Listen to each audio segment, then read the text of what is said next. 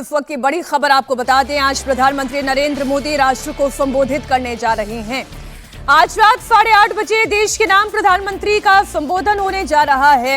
एक अंदाजा हम लगा सकते हैं, राष्ट्र का ये संबोधन एक बार फिर से महिलाओं को 33% आरक्षण के मुद्दे पर हो सकता है।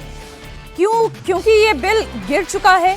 हम जानते हैं कि विपक्ष की एकता के आगे सरकार की जितने भी मान मनोबल आपने देखे वो कोई काम नहीं आया।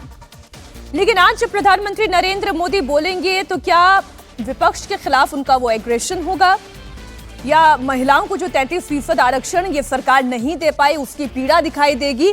क्या एक्सपेक्ट कर रहे हैं हर्षवर्धन जी, क्या बोलने जा रहे हैं प्रधानमंत्री नरेंद्र मोदी? नहीं, देखिए, मुझे लगता है कि ये तो सबसे ज़्यादा जिसको कहें कि आसानी से समझा जा सकने वाला है। वैसे ये जो रात 8, रात 8:30 ये जो समय आता है और वो भी पीएम की तरफ से आता है, एक बोलने जा रहे हैं, तो बड़ा मतलब देश में माहौल थोड़ा दूसरा हो जाता है।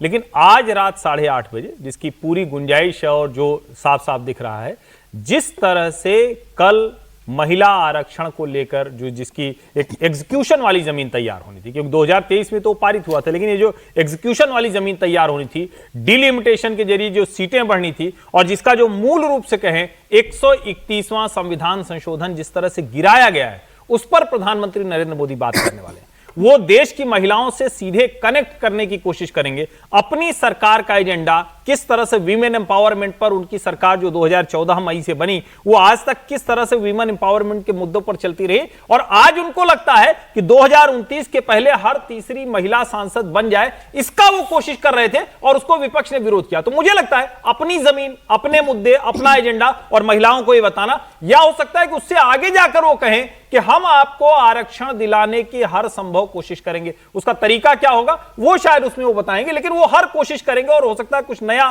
कुछ ऐसी चीजें कहें जिसको लेकर लोगों को अभी शायद न पता हो, बाद में लगे कि अरे ये तो चौंका दिया फिर से नरेंद्र मोदी। मैं विपक्ष के भी जो लगातार स्टेटमेंट पढ़ रही हूं, उसमें अरविंद केजरीवाल की ही बात कर ले। उन्होंने कहा कि संसद में डीलिमिटेशन बिल फेल हुआ, मोदी जी के अहंकार की हार हुई, मोदी सरकार की उल्टी गिनती शुरू हो गई। अरविंद केजरीवाल का स्टैंड है।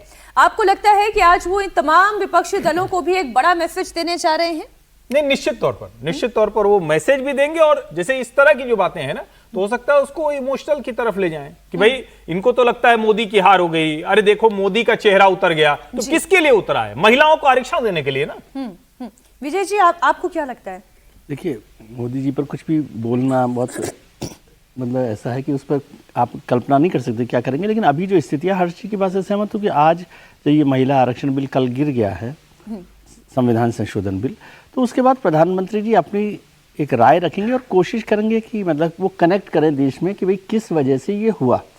और जो लोग ये समझ रहे हो, ये एक उनका इमोशनल स्टाइल भी है बातचीत करने का, कि वो एक ऐसे नेता हैं देश के जो सबसे जल्दी कनेक्ट करते हैं लोगों से। और महिलाओं का इशू है तो वो सरकार की तरफ से ये साफ करेंगे कि क्या वजह रही कि क्यों बिल पास नहीं हो पाया। और ये मोदी की हार के तौर पे नहीं, देश की या महिलाओं की हार के तौर पर भी कनेक्ट कर सकते हैं कि कैसे किया जाए।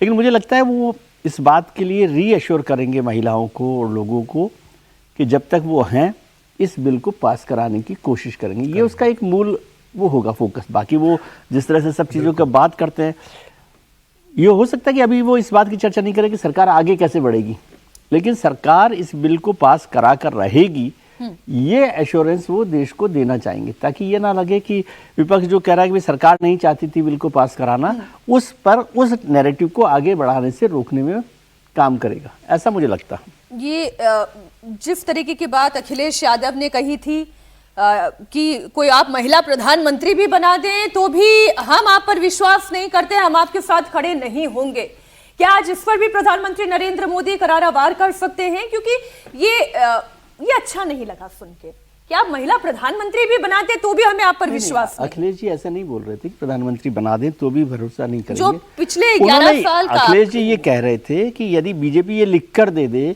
कि हम महिला प्रधानमंत्री बना देंगे, इस बात पे हम भरोसा नहीं करते। मतलब उनका कहना था कि बीजेपी का महिलाओं को लेकर भरोसा, ये रहा, हाँ, ये अनुभव रहा है कि भाई बीजेपी कुछ भी बोले वो उसको मान लेना ये ठीक नहीं है।